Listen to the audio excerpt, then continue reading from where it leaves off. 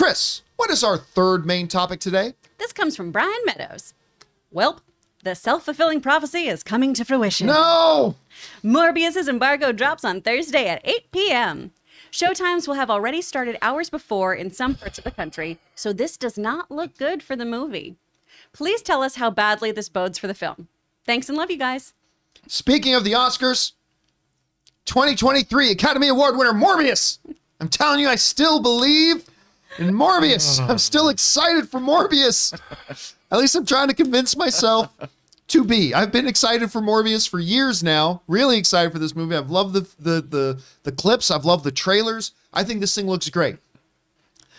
But my God, what we have been hearing has not been, let's say, confidence boosting about this movie.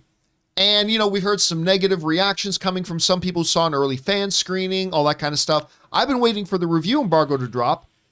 Well, now we know when the review embargo is. Now, contrary to what our viewer wrote in, the review embargo does not lift at Thursday at 8 p.m.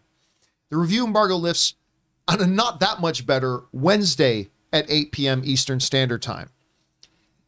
That is 24 hours before, let me rephrase, 23 hours before the first screening, because that's 5 p.m. Pacific Standard Time. I'm seeing it 4 p.m. Thursday Pacific Standard Time. So it's only 23 hours. I have always said in my career, when a movie lifts its review embargo one day before it comes out, it does not automatically mean the movie is bad. It does not automatically mean the movie is bad. But what it does mean is that there's a big red flag.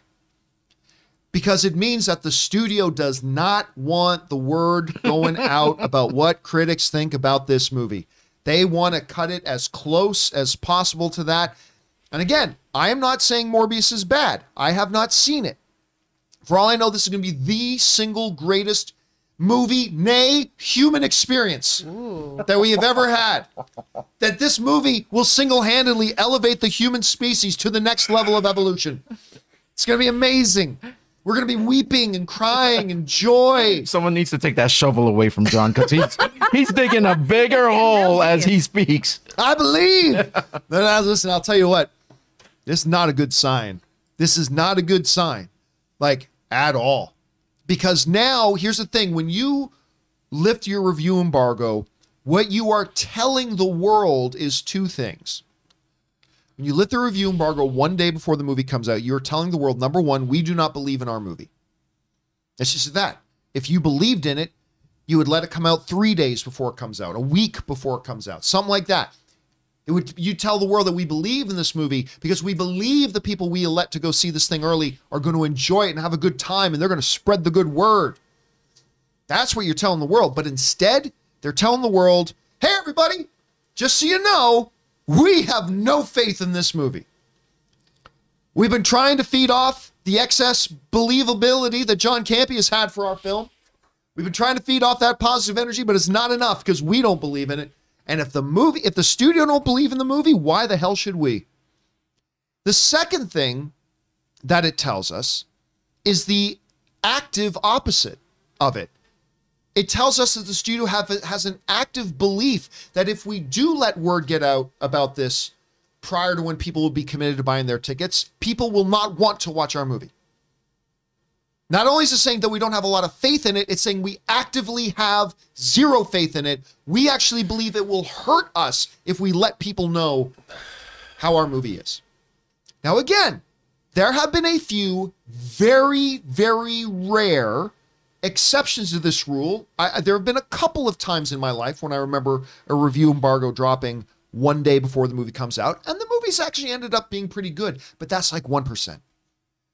And despite all of my hopes and all of my dreams and all of my freaking Tinkerbell fairy dust believing on Once Upon a Star, I just can't believe this is going to be one of those 1% moments. This is not looking good, even though I am still excited to go see it. Anyway, Rob, you hear about this now. The review embargo does not lift until 23 hours before the movie starts playing publicly for people. What does this tell you? What's your response to that? Just pretend you just heard a 10-second sigh from me right now. Okay, I find this very upsetting because, you know, Sony's had a pretty good track record in the last year with their franchise properties. Yeah, despite what people say, they really have. Ghostbusters Afterlife was pretty wonderful. I thought it was wonderful. I loved it. And Spider-Man No Way Home. I don't understand, like, nowadays when studios are making tentpole movies, which they've been doing for decades now. Here you got a vampire movie. You've got comic books to draw from. You've got Marvel. If you need the Marvel brain trust, you can call up Kevin Feige. Like, there's a problem with this movie. I don't know how a movie like this gets effed up, to be quite honest. I don't understand it. You know, the way studio pictures are being made, the way they were made 30 years ago when I worked at Warner Brothers, you know, executives would have to watch dailies, and if there was a problem, they could, not that they didn't make bad movies, but there was a lot of different kinds of movies being made back then. But this is a vampire movie, John. It's a vampire movie. How do you mess up a vampire movie like this with Jared Leto in it? I mean, how did they mess up Blade 3? Well, they had problems with your main star in that movie. You had an untried director in David Goyer who was way out of its depth. But this really pains me, John, because like you, I had real high hopes for this movie. And the trailers look really cool to me. And if for nothing else, you know, I'll watch vampires the way I eat pizza or watch good pornography. I will just watch it if it's, you know, how can you screw up a vampire movie? You know, these are things that it's just, even when they're bad, they're supposed to be good. You watch pizza like you eat pizza like you watch pornography? Well, they're just things that you know, like that you consume. It's I will pizza consume at the end of the things. day. Yeah, if it's not good, you'll still kind of watch it, right? I would say fixer upper, but to each their own. I mean, I would just say, like, you know, I've watched vampire movies that are good, they're bad, they're indifferent. But this is a big budget vampire movie with an Oscar-winning star, with a beautiful cinematography, and it's a Marvel-derived project. A great source material. A great source material. And I'm like, how do you... And you have an audience. Maybe not you, but there's an audience of people here that were really excited about this movie. You and me being one of them. Maybe Ray O'Ware, if you knew it was 90 minutes. I don't know. Oh, they said it's an hour 45 minutes. Now it's interesting. That's in your wheelhouse, right? Yeah, no, that's perfect. I'm going to see it 3 times now. There you go. I just, how do you, this kind of thing, it always pains me when a genre movie, a science fiction, fantasy, or horror film I'm looking forward to gets this kind of press and gets this, because like you, it ain't good. You can spin this all you want. Coming out a day before, or lifting the embargo a day before, that's like when you go to the doctor to find out if your checkup was okay, and the doctor sits you down before he gives you the diagnosis. You know it ain't good. It ain't good. Chris, I know you have had the highest of hopes for this movie. Oh, yeah. You've been like super excited. Like I practically got to tell you to stop wearing all that Morbius memorabilia you're bringing into the office. I have been selling out all the Hot Topics, just getting all those T-shirts. What are you surprised to hear about the late review embargo? No, What does that tell you? I'm not surprised at all. This movie looks like a dumpster fire. The image you just had up too, just with the eyes and the echolocation-y bobble, it looks so bad. It doesn't look good. You're mean. That's a poster, though. Come on. I'm mean. That's just a mean. poster. I think it looks bad. Next time you talk about Star Trek, we'll talk about mean, Robert. All right? I just didn't think this looks good. And frankly, you know, I've said it before, I'm not a really big fan of Jared Leto. I don't think his work is consistent enough for the type of acting he does.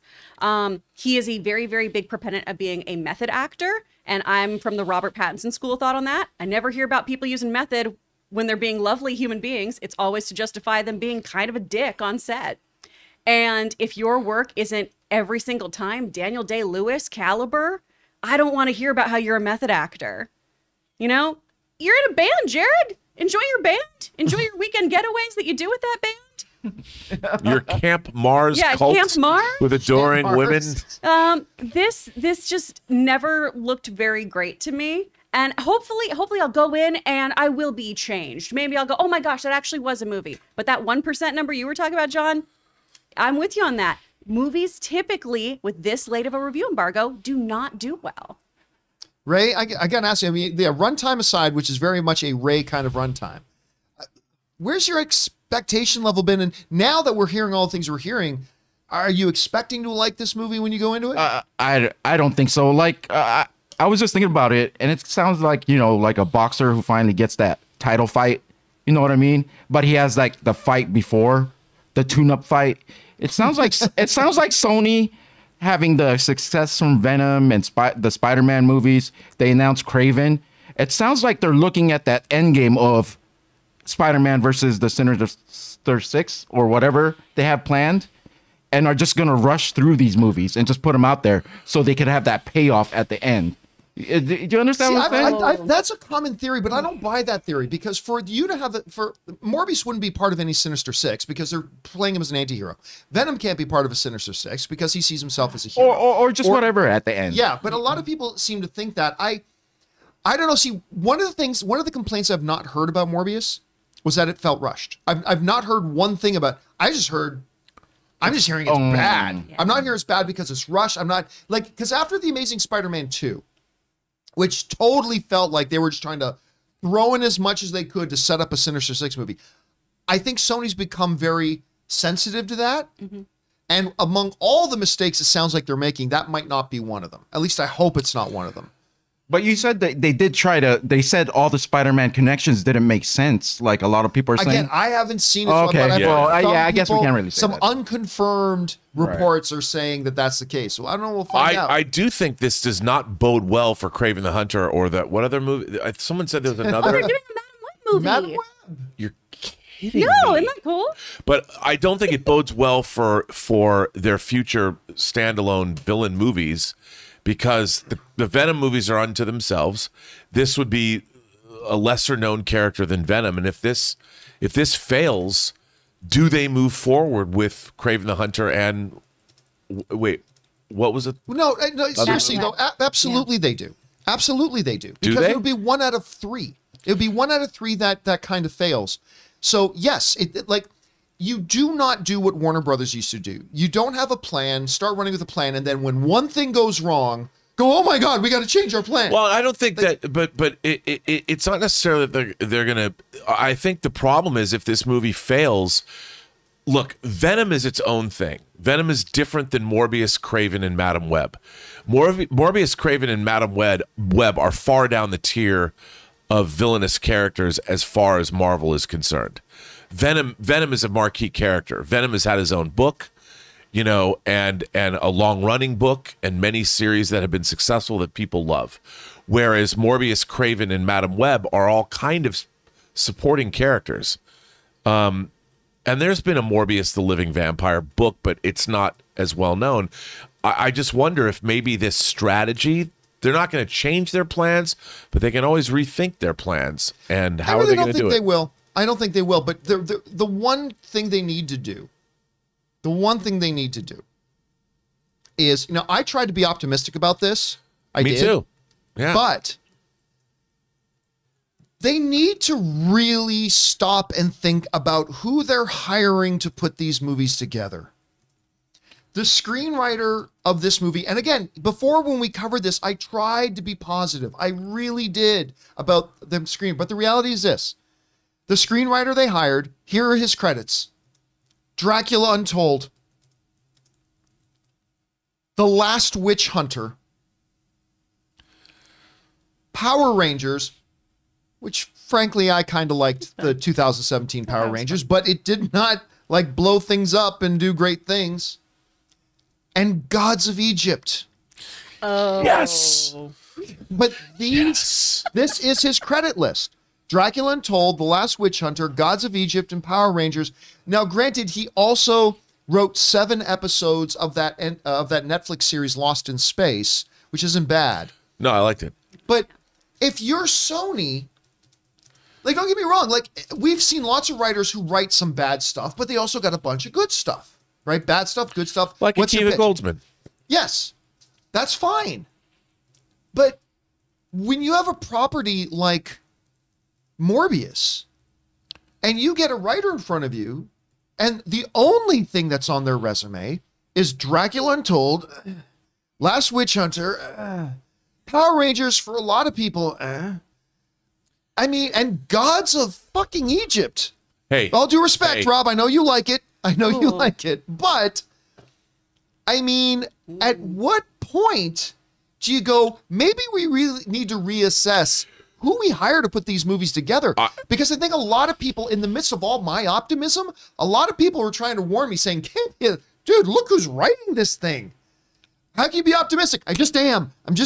But I think if they're going to change anything, they got to change their approach to who they hire to put these things together. Well, you know what? I think beyond that, they need to have, I was on a show once with Stan Lee, and we were talking about his perception of how a comic book movie should be made. This was in the mid-90s.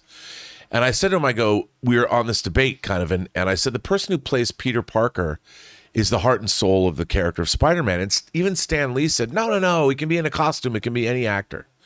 And I said, no, it can't. This is Stan Lee. It was a show on the Sci-Fi Channel called Sci-Fi Vortex. But I think if you look at the credits of the person they hired to write this movie, they're not treating this film as highbrow. It's pulpy. It's not. If you're going to spend $150 million, even $100 million, I don't know how much they spent on this movie. You got to hire Steve Zalian. You don't hire somebody who wrote Power Rangers and Dracula Untold. You write somebody who you find somebody who has written an Oscar-winning period piece. Or an exceptional vampire story. You've got to write somebody, you've got to get a writer that'll take this material and turn it into something greater than its origins. And that's how you make great genre fare. It's like when Nicholas Meyer, they brought him in to direct Star Trek II: The Wrath of Khan. And he didn't know much about Star Trek. But he went back to the literary roots. He read Horatio Hornblower because that's where Roddenberry said that a lot of the inspiration came from. And he's like, oh, I get it. So this is an action adventure in the high seas.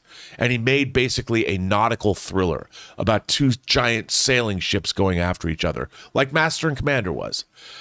That's what you have to do with these movies, man. And if you don't look at them as being that, it's just a Marvel vampire movie, you're never going to win. And that's what it looks like has happened to this. And it's too bad. And I'd even be fine if they got somebody who wrote lower brow stuff, but that turned out successful and good and that the audience enjoyed. If you can get somebody that can do that, that's great. But the fact that they just went with a writer who has never delivered anything that has pleased the audience, that's concerning, and I let my optimism try to overlook that and go, no, it's still gonna be fine. It's gonna be fine. Danny Espinosa has done some pretty good work as the director, so it'll be fine. But if you're starting with a rotten script, it's hard to. And again, I don't want to make too many big bold proclamations because I haven't seen the movie yet. I'm going to see it in a couple of days. Once we see it. Yeah, and guess what, John?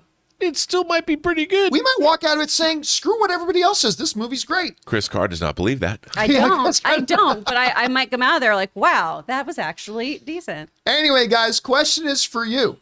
Morbius is not letting the reviewers give out their reviews of this movie until 23 hours before it starts playing publicly. Red flag for you. Maybe you still have a lot of belief in the film. I'm trying to. Maybe you can convince me. Whatever you guys are thinking, jump down to the comment section below and leave your thoughts there. Hey guys, we want to take a moment and thank the sponsor of this video, Athletic Greens. Now, I started taking Athletic Greens because I don't eat enough vegetables, and I was looking for a way to make up for that deficit in my diet of those vitamins and minerals that I really needed in my system, and thank goodness I found Athletic Greens, and I literally take it every morning.